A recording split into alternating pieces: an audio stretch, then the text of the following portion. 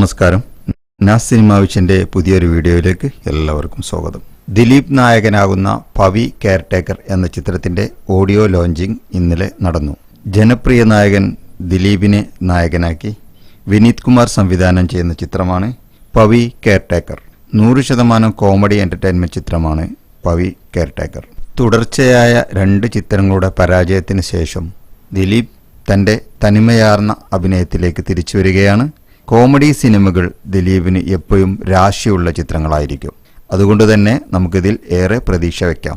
ദിലീപിന്റെ 149ാമത്തെ ചിത്രമാണ് Pavi caretaker. April 26-ാം തീയതി ചിത്രം റിലീസിനെത്തുന്നു. ജോണി ആന്റണി, ധർമ്മജൻ, രാധിക, സ്ഫടികൻ ജോർജ് തുടങ്ങി വലിയൊരു താരനിര തന്നെയുണ്ട് ചിത്രത്തിൽ.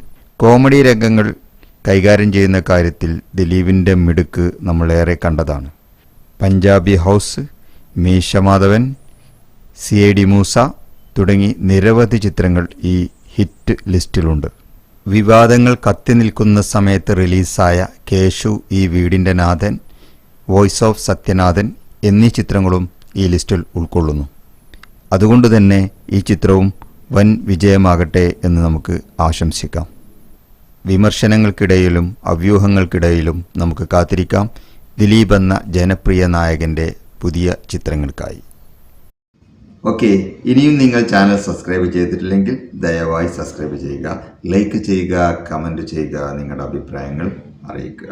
അടുത്ത എപ്പിസോഡിൽ വീണ്ടും കാണും വരേക്കും നന്ദി, നമസ്കാരം, ജയ് ഹിന്ദ്.